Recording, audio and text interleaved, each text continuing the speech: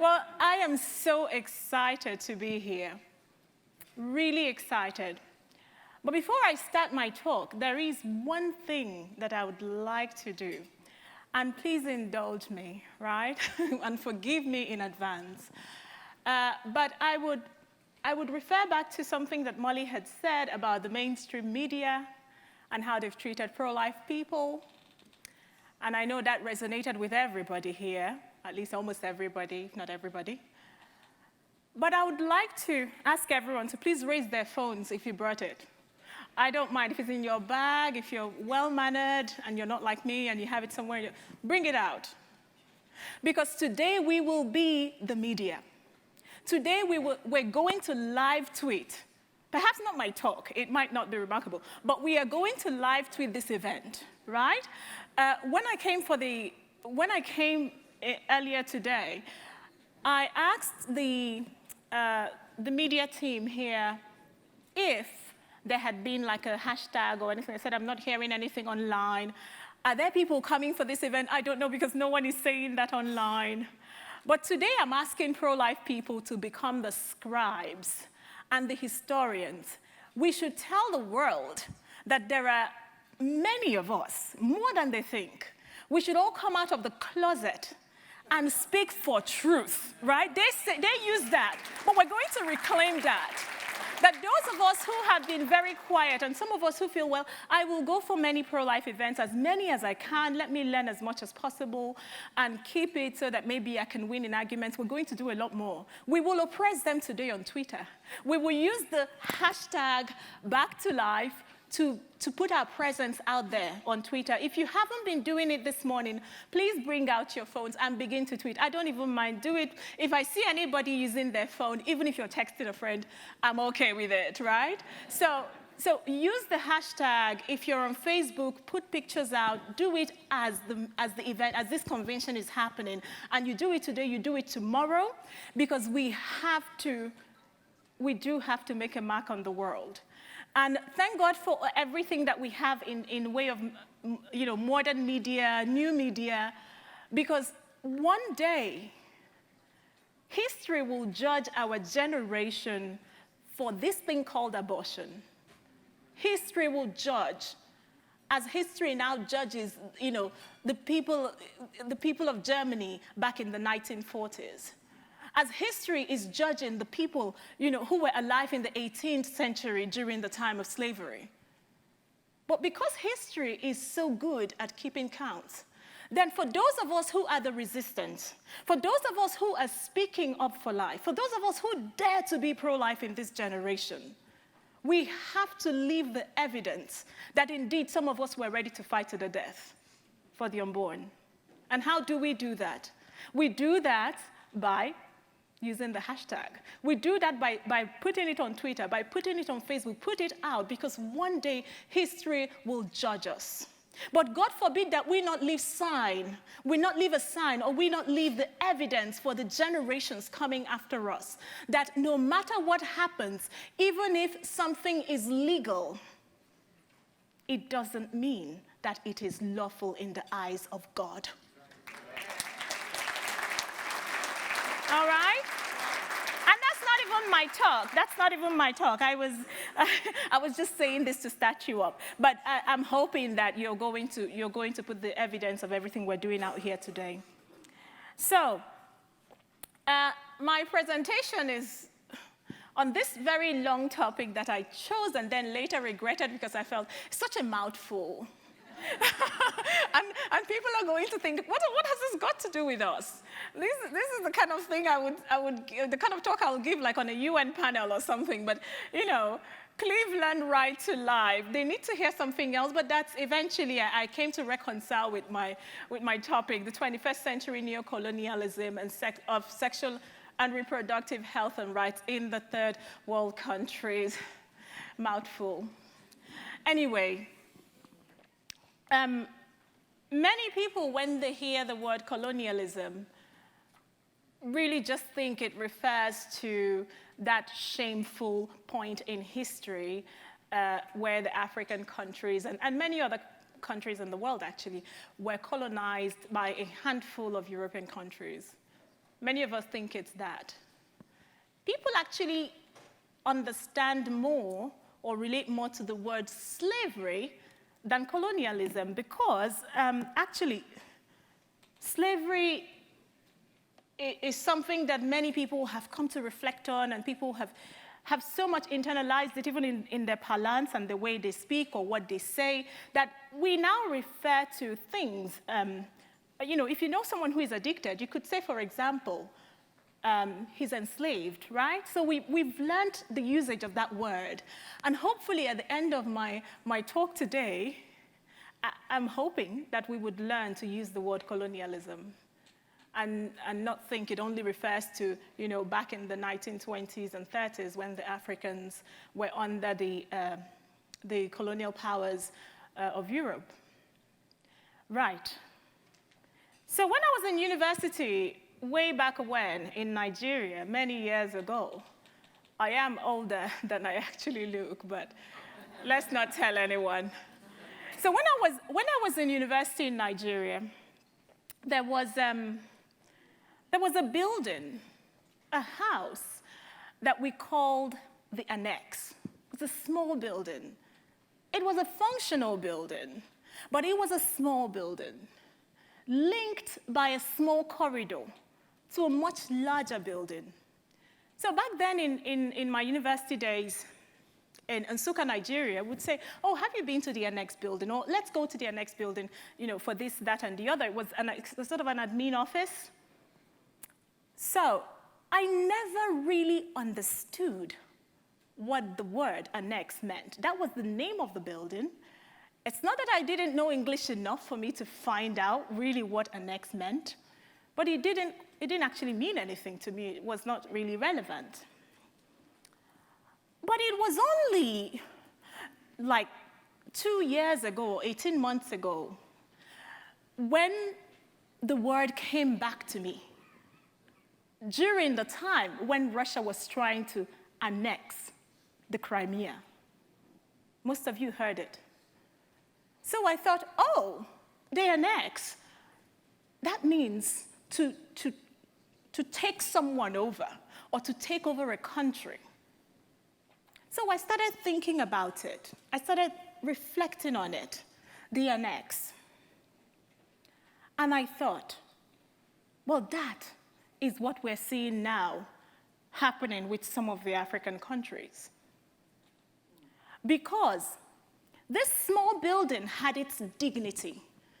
It was small, but it had dignity. But the building was cursed by the small corridor that linked it and tied it to the bigger building. Those who have been enslaved know that they are slaves. Why? Because they're shackled. Slavery feels painful.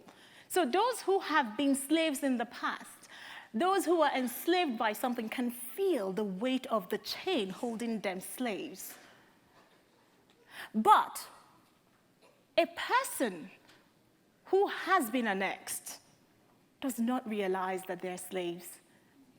Because to be annexed means that you're tied to someone else, more powerful than you, not with a chain that is heavy, but with a very light rope, very light. You could even feel grateful. Oh, I'm tied to this powerful person. As probably our small annex building was proud of the big building that it was tied to. In both cases, for the person who is enslaved, they have a keen sense of the loss of their freedom. For the person who is annexed, they have a perceived notion of their freedom. Only when you try to move away from that rope that you would know the power of the person who has ideologically annexed you. Does that work? Okay, where are my slides? Awesome, hopefully that's not my slide there. Excellent. So, here is the reality of Africa. A lot of people hear about Africa, but we're actually 54 countries.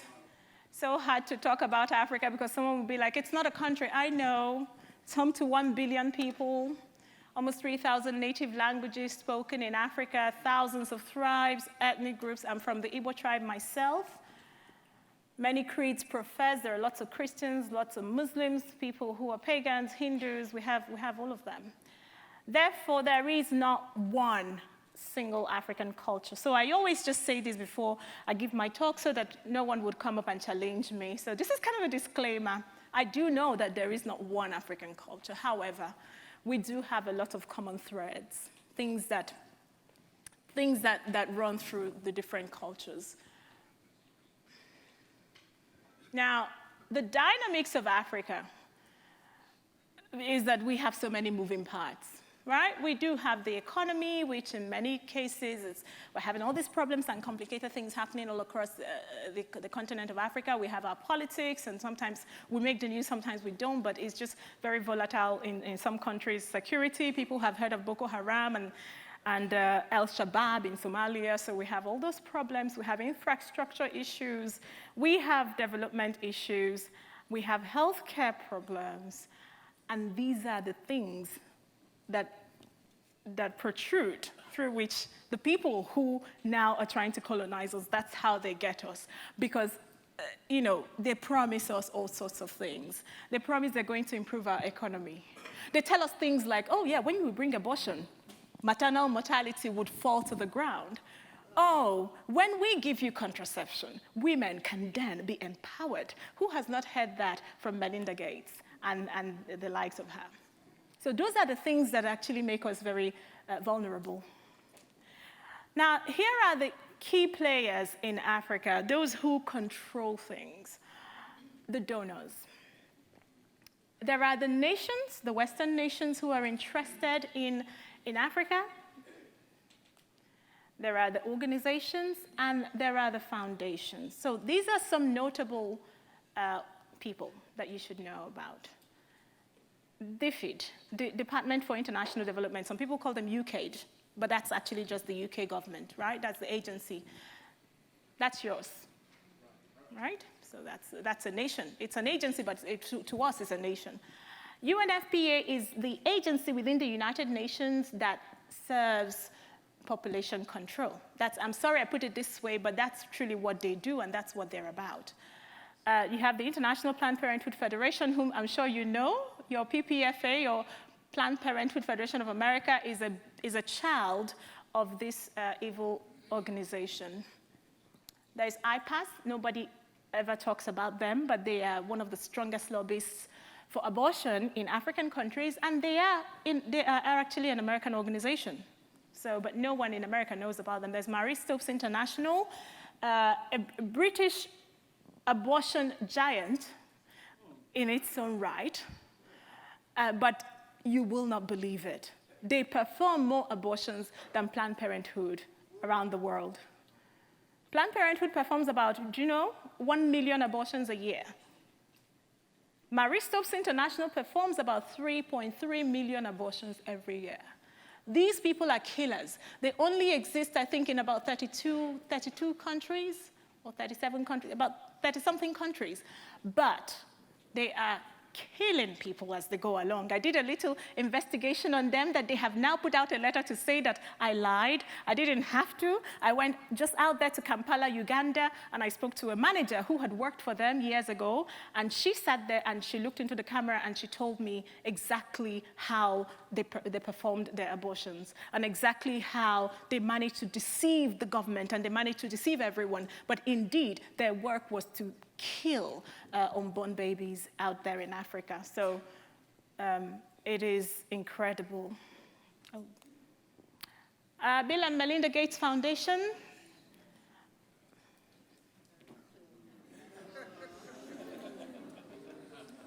The Clinton Foundation. These are a few. It's not an exhaustive list, but these are some of the main players. These are the powerful people who have not used chains to bind African countries, but they've used a very soft rope to hold us. And unfortunately, when you go to Africa, many people are happy. We're happy we have the Clinton Foundation. They're just helping us. But these people have annexed us, and they are colonizing us with their ideology. And many people ask me, why? Why would Melinda Gates want to destroy Africa? They're not bad people, are they? I'm not asking. Don't answer. But people have asked why all the time. And I've thought about it a lot, and I've reflected about it a lot, and I have asked many people who know much better than myself. But I tell you that it's not for one reason, but for several reasons that the donors converge, because many of them have different interests, and then they converge. But this is not an exhaustive list that I'm about to give, but I believe that a lot of them are liberals. Politically, they are liberals in the West. They are of the liberal mindset. These are people from your Democratic Party, yeah, the Democrats here, the people from the Labour Party in the UK, the people from the EU who are liberals. So these are liberal governments, socially liberal. I know that there are conservatives who unfortunately are socially liberal, but these are people who are of the liberal mindset and ideology, and they've decided that Africa is a territory for them where they can actually exercise their skills in social engineering. So some of them are very interested in population control. Some just want to dismantle those cultural views and values of the Africans that they find offensive, or those views that indict them. So if you say that legal abortion is a thing for you, right? It's a thing for the United States or the United Kingdom, that we must have legal abortion because women can be saved and all of that, I don't know, all their reasons. Then you see one small country, or one country that you consider small and weak or poorer than yourself, who's saying, oh no, we don't want to legalize abortion because we don't want to kill our children. So by the virtue of the fact that a country like Cameroon or Ghana or Kenya will dare to say, no, we don't want legal abortion. Why? Because, we don't want our unborn children slaughtered. They indict you. They indict you, and you don't want that. At least that is what a lot of them, that's what we see. The hypersexualization of youth, the destigmatization of abortion for everyone. If everyone can sit together at the UN and we all agree that abortion is a good thing, then it's destigmatized. No one should tell a woman it's a taboo or an abomination that her child should be killed or slaughtered by an abortionist. And then they globalize their sexual revolution. There's a wonderful lady who I'm sure is here, Gabrielle Kilby. Gabrielle will tell you all about the sexual revolution, but I believe that they want to globalize it. So these are some of the reasons. It's not exhaustive, as I said, but here is just a small example of what colonization looks like in practice. So I have a page here. This was got from the Department for International Development, UKAID, which is the UK government agency for aid. And that's their budget sheet for Kenya. I believe it's Kenya. So if you look at, I'm sorry, just a lot of numbers, but I'm just going to direct you. All you need to pay attention to is the reproductive and maternal newborn health and how much they're spending. This is actually in the millions, yeah? So in 2011, they spent 3.8 million on this. And this means contraceptives. No, it's not just maternal health and the pushing of abortion. So for lobbyists who are coming to African governments. So see how it increased. 2011, they dedicated 3.8 million pounds to it. 2012, I think it was around the recession time, it fell to 3.3 million. And look at the big jump. 2012, they went to 6 million. By 2014, they're now spending 9.6 million. Look at how much they're spending in 2014. Can you see how it jumped from 3 million to 21 million just in a space of a few years? This is what colonization looks like, ideological colonization. Now, the funding which is available for sexual and reproductive health and rights in Africa is mind-boggling. I have been running this small organization called Culture of Life Africa for a few years now, and honestly, Some of my friends who are here, John Smitten, and some of my very good and personal friends know how much I have racked my brain and how much I've worried about funding. And I'm thinking, how am I going to do this work without funding? How is this going to happen? But I tell you that if I was actually running a sexual and reproductive health and rights campaign, if I was trying to go out to the villages to tell African women to accept abortion and contraception, this is how much money they're going to give me. I know for a fact because that's from a Ghanaian newspaper website. It's called Graphic Online. And look at the heading, NGO secures funding to promote safe abortion. This is from Ghana. And if you read the first line, look at how much they gave this silly man. I don't know whether he has a degree. I'm not going to put out a lie here. But this was just an ordinary guy. And I tried to follow a bit his work, his NGO activities before. So I think he was doing some kind of activism about, self-help and all this fluff. But nobody noticed him and he wasn't getting money. The moment he started saying, oh, I can help to spread the knowledge of safe abortion. Mind you, he's a man, not a woman. But he says that, and he got this amount of money from the West instantly. And of course, that funding came for him. And as the book of Proverbs says, that ill-gotten treasure will have no lasting value, no lasting value. Look at what he did with the money. That's him standing there grinning, right? And he's holding in his hands. I'll tell you what, I'll show you in a minute. Look at what was written under that picture. So he's handing over a manual vacuum aspirator to a representative of Ghana Health Service. Look at how stupid that is. How is that going to save women? That's what he used the $150,000 to do. And he's only one of many, many people like that who have got such ready funding. You try to do an education project. A friend of mine here is working for an organization called HEAL, and they try to help women, widows, and orphans in Africa. I tell you, nobody's going to give him $150,000 to do anything. But try to say, oh, I want to give those widows and orphans, widows. I want to give them safe abortion, widows. You get me?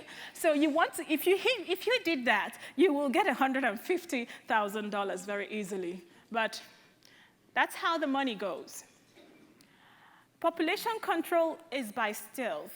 Since 2012, Melinda Gates, in 2012, you know what happened, right? Melinda Gates came out and said, oh, I want a big life plan, I want a big project, and it's going to be aimed at African women, and it's going to be about contraception that will empower them. So since that day, since July, I think it's the first week of July, second week of July, she had her family planning summit. This is what has been happening. 69 poorest countries were targeted for this her project. They said they're targeting 220 million women in different countries, and most of them are African women who have the unmet need. But who told them? Because I have aunties in Africa, and I have sisters, and I have cousins, and nobody's telling me that contraceptive is their great unmet need. They are giving them this horrible drug called Depo-Provera, which is causing a lot of problems. But with all the dangerous side effects, Melinda Gates does not talk about that. The people who work with her, they don't talk about that. Now, this is how you see the stilt. Every time you see Depo-Provera advertised, the new format of it, they call it the Sayana Press. It's now in this self-injectable form. Every time you see the advert online, and I have gone through many adverts online, it's always a black woman holding it. Every time. So who's the target? Women in China? No, it's African women. All the time. Now, this is the website. Pfizer made the Sayana Press, so Pfizer is the main distributor for this. There is this is the screenshot that a girl gave me. She lives in Ghana, and she told me, have you looked at the Sayana Press page for Pfizer? And I said, no. Then she sent me this picture of the page, and here is what it says at the bottom. It's not approved for the United States. Sayana Press is not approved for or available for use in the United States. Why? But that's because everyone is rejecting it, and they keep suing Pfizer, and they keep suing Pfizer. But you give it to a woman in a village in Africa, and she cannot sue Pfizer. So these are some of the things that they're doing to our children, how they are re-educating African kids. This is from Amnesty International, and that's written in French. But look at the age of these boys who should be taught something that would help them for innovation and creativity. These are kids, primary school children, and look at the poster they're holding that has a pen, as if it's an educational thing. If you understand French, what that says is "C'est votre corps, connaissez votre droit." So it's your body, get to know your rights. This is what a Western organization is bringing into African schools, and the parents are not being told. They just have direct access because they are, people from the Western world, and everyone is like, "Ooh, nice. Let's bring them into our schools. We respect them because they are the superior. They are higher than us. They know more than us." Then they come in and they start these campaigns about your body, your rights, and it's all about, comprehensive sexuality education. That's a girl who went out as the American Peace Corps. Do you have a Peace Corps? Now, this girl is out in Burkina Faso doing her Peace Corps, this cat in Northcote, and I was following her on Twitter, and these were the kind of things. She's no longer doing, I think it's a 2-year service, and she's come back to America, but these are the kind of things that she was going out to do. The Peace Corps, I thought, was supposed to educate people in Africa, but this is what American Peace Corps person is doing. She says Marie Stopes provided examples available for contraception to show students like the implant. They're teaching our children in school about implants, and they are doing practice with them. And this is actually quite horrible. They're teaching them about condoms, and she said, "Oh, and they're giggling, but life-saving." Absolute rubbish. And that's a Nigerian advert, but it's from UNFPA. So it's from the United Nations Population Fund, and it says, "No hoodie, no honey," which is a really disgusting way of advertising condoms. And now it's my motto. That's a Creole, Pidgin English. So these are the things that, look at United Nations, look at what United Nations is bringing to us, and parents don't know, and they put all these things on YouTube, and our kids, African youth, impressionable youth, they're looking at these things, they're thinking, "Oh yeah, to go to the UN, to be as Western as possible, I have to get, I have to get rid of these values that our parents have given us." The United Nations is doing a project in Africa called Condomize. And I found out exactly how much. I didn't put it here, but I'm going to tell it to you now. I had been wondering for the longest time. I wish I would know how many condoms, because the UN is so interested in bringing condoms into Africa. I said, I wish I would know how many condoms come into Africa. And then only a few days ago, I found out that this organization, UNFPA, is promoted, like they know a way of tracking. They track everything they get. And I found out the numbers. They bring into Africa about 1.7 billion condoms a year. 1.7 billion. More than 60% of all condoms donated go to Africa. These are the kind of things, horrible, raves and parties, and they are distributing these things. It's disgusting. That's what I saw in Senegal when I went to, Sierra Leone, when I went to Sierra Leone back in July last year. Look at the extent of poverty. Sierra Leone is one of the poorest countries in the world, one of the poorest countries in Africa as well. Look at the kind of shed where people live. But look at what I saw. Everywhere. I traveled 700 kilometers through the country. And there were so many of these billboards. And I was wondering who is paying for these billboards. And you can see so much poverty around it. Then I found out who paid for it. There are all these people here. Global Fund, UNFPA, and then they always try to get the Ministry of Health to go with them. So it's as if, "Oh, we're not forcing you. But they are paying for it. The Ministry of Health isn't paying for it.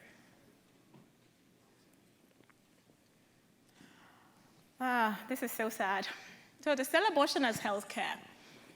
That was the standard and guideline to end unsafe abortion in Uganda. But how do you have a guideline on how to provide safe abortion when abortion is not even legal in your country. So when I saw that, I ran out to Uganda.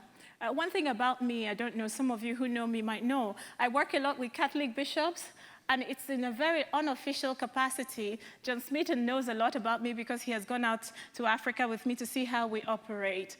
When you hear I work with African bishops, you probably will imagine, wow, maybe the Catholic Bishops Conference hires Uju and she goes, no. What I do, I get their phone number, then I keep calling them when I'm in the UK.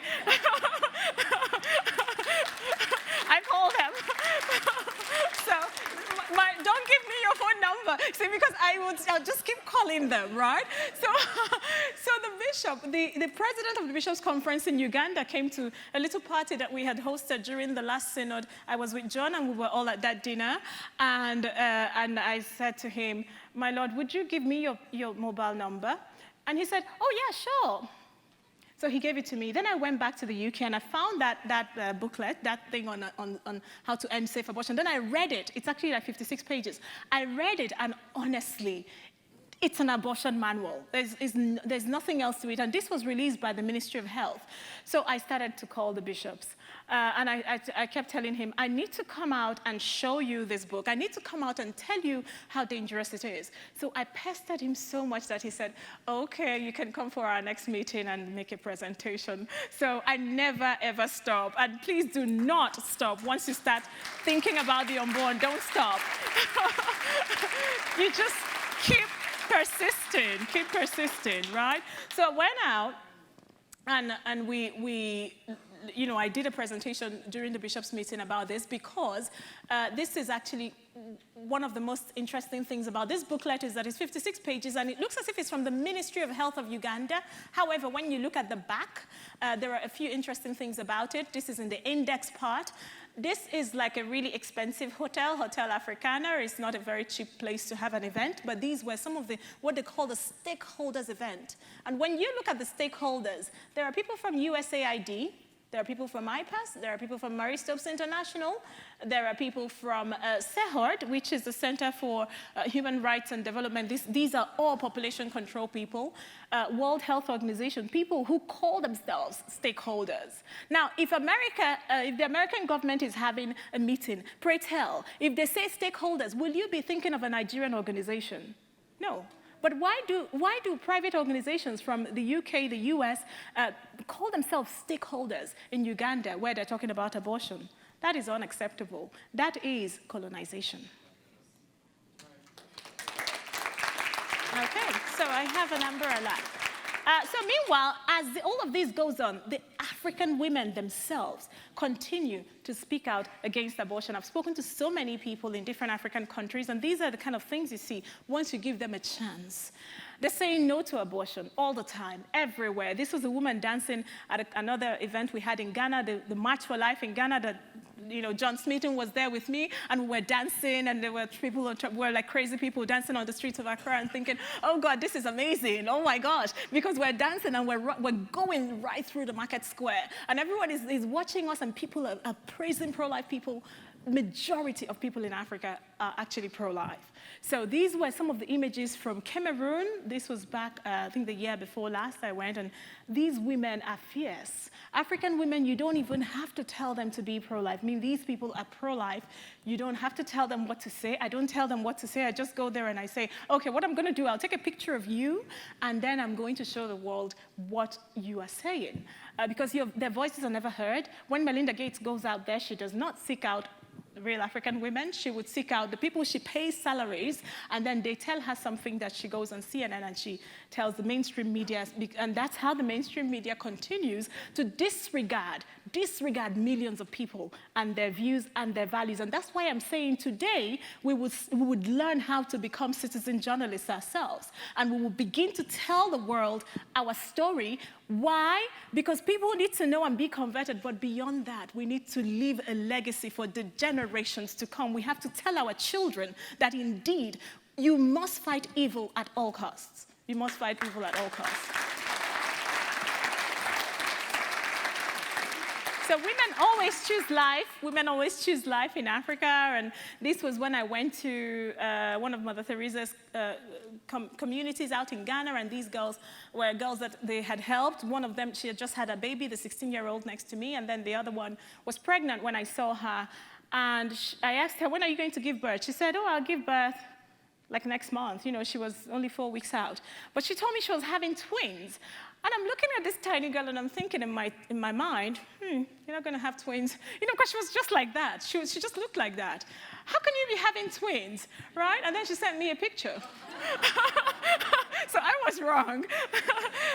But they chose life. Women continue to choose life when given a chance, Then even in rape cases, Vivian was raped. Look at her. She's poor, and you know, she's really poor.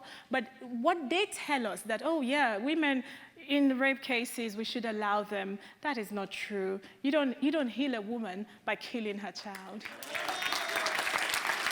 You don't heal a woman by killing her child, ever. So it's just for people to know that around the world we are united on the same issues. These are, you know, people challenge me and say, why do you keep saying Africans this, Africans that, Africans are pro-life? But even a poll was done in 2014, and that was what it looked like. The first one there is whether people accept abortion, whether abortion is morally acceptable or unacceptable in all circumstances. You can see that the lowest there is even South Africa, and South Africa has had legal abortion since 20 years now. They've just passed 20 years the legalization, and if you wonder, it was legalized by President Nelson Mandela. And I like to tell people, because a lot of people love Mandela and he has such a great legacy, but we cannot forget. We cannot forget that he opened the door to legal abortion. Okay, but even then, 61% of people in South Africa said that they would never accept abortion under any circumstance. 10% said it was acceptable. And if you wonder why it doesn't add up, the people in between are people who are like neutrals, or people who don't know, people who haven't thought much about it. But look at the other numbers. Nigeria, 80% of people say they will never accept abortion. Kenya, 82%. Look at Ghana, 92%. And someone tells me, oh, we need to legalize abortion. You know, when we go to the UN, we hear people saying this kind of rubbish. And I say, well, that means you're going to have to overpower 92% of the people. If you do that, you have become the colonial master.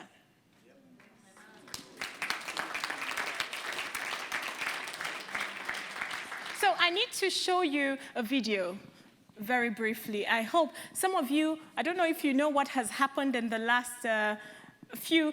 Oh, I need to tell you something. Thank you for voting the way you did.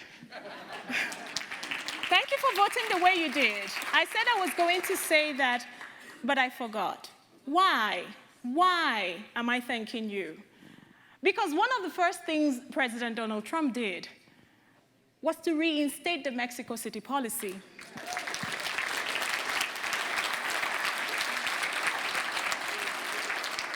I have heard people who are working on the opposite side of us say to me, oh, but that is the gag rule. A girl called me from BBC or somewhere in the UK, and she's saying, you know, we want to talk to you about the gag rule. I said, do you mean the Mexico City policy? She said, huh?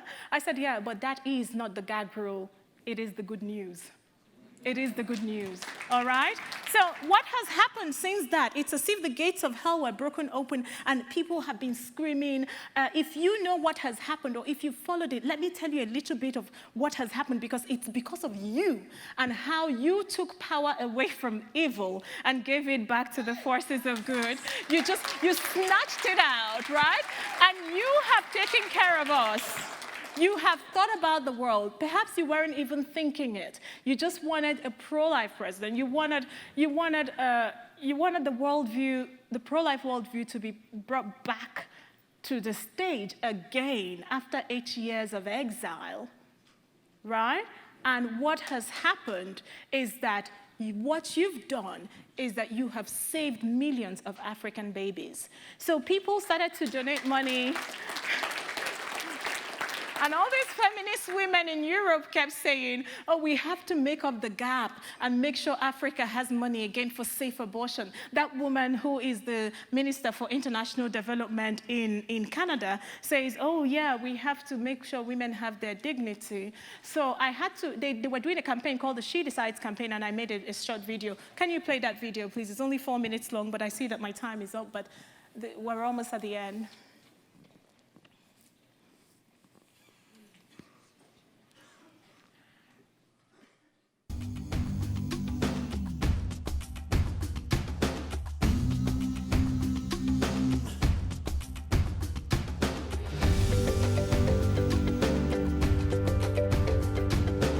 The Mexico City policy has just been reinstated by President Donald Trump of the United States of America. And this is the policy that the United States will no longer be funding organizations that promote or provide abortions in their international work. This will affect organizations like Marie Stopes International, the British abortion giant, the International Planned Parenthood Federation, and the United Nations Population Fund. What is most shocking is the reaction to the reinstatement of this policy. Many countries in the West, including Canada and the Netherlands, have decided to come together to raise funds. Not funds for food in Africa, not funds for water in Africa, not funds that the Africans can use as they want. Instead, they are gathering together to raise millions of dollars that they are dedicating to the so-called safe abortion. What is actually most disheartening is that these Western countries who are coming together to raise funds for the so-called safe abortion initiative have not even thought to ask the Africans what they want or how they feel. Now, how do the Africans actually feel about abortion? In 2014, Pew Research carried out a very robust survey. They asked people in different countries around the world, including African countries, what they feel about abortion. And it's so very easy to see from this research that upwards of 80% of the people who were questioned in the African countries found abortion morally unacceptable to them under any circumstance. And I myself, in my many travels to different African countries, I have spoken to many women and I have asked many people about what they think about abortion.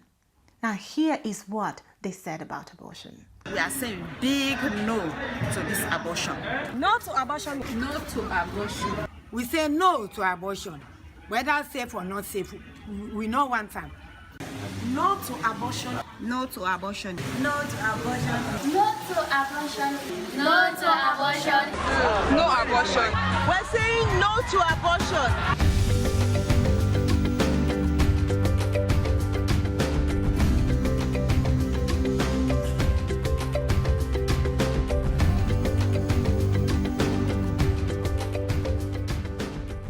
There you have it.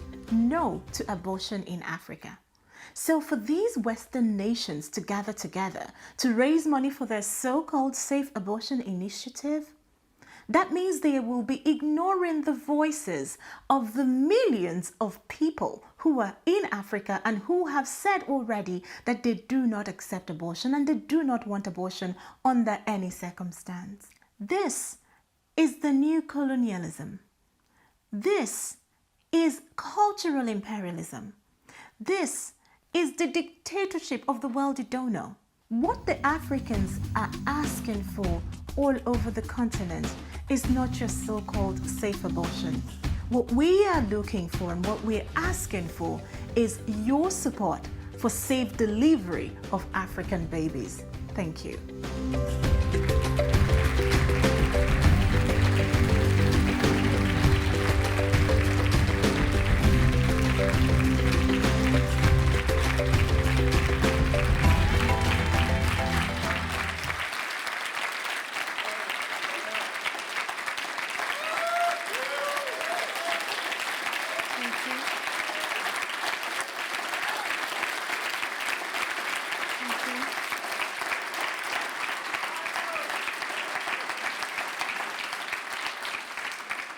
The time has come. The time has come when we break those bonds that hold people as slaves. The time has come when the people who have been colonized would stand to full stature and say what they truly believe. I have given all this talk about colonialism in Africa, and you're probably thinking, oh yeah, the dear Africans, that's true, that's true, that's true.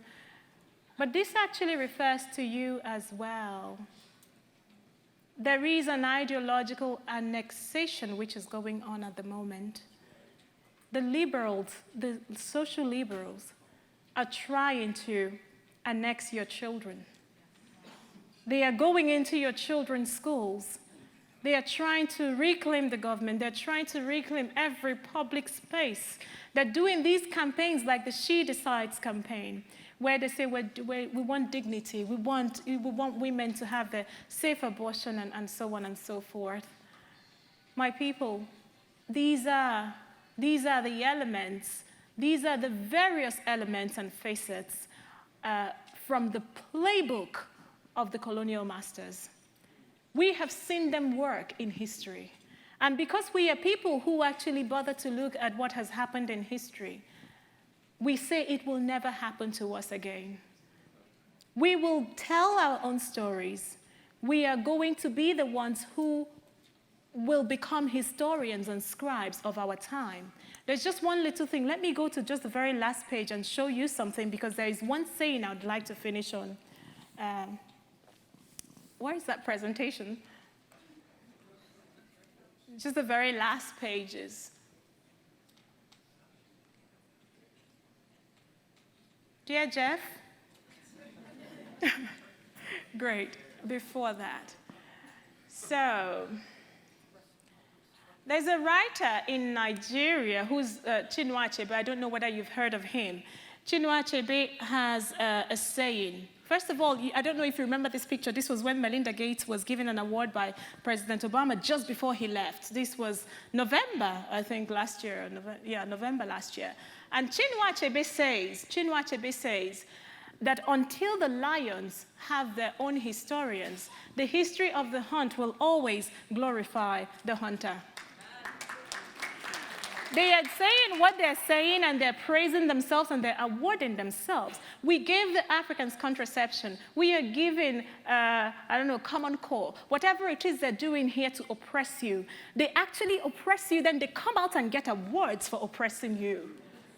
Until the lions have their own historians, until the lions begin to write their own stories, the hunt will always glorify the hunter. In my tribe, there is someone, there's a title given to a warrior called Obuagu, the killer of lions. You are killing the lion, and because you are the hunter, you glorify yourself. A man who kills a lion is called a warrior, Obuagu, but when will the lion begin to tell his own story?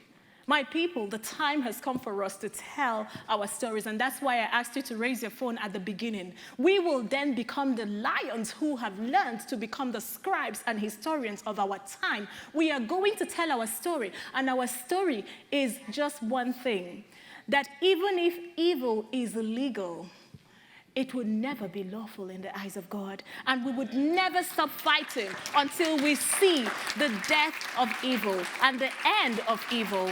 Thank you.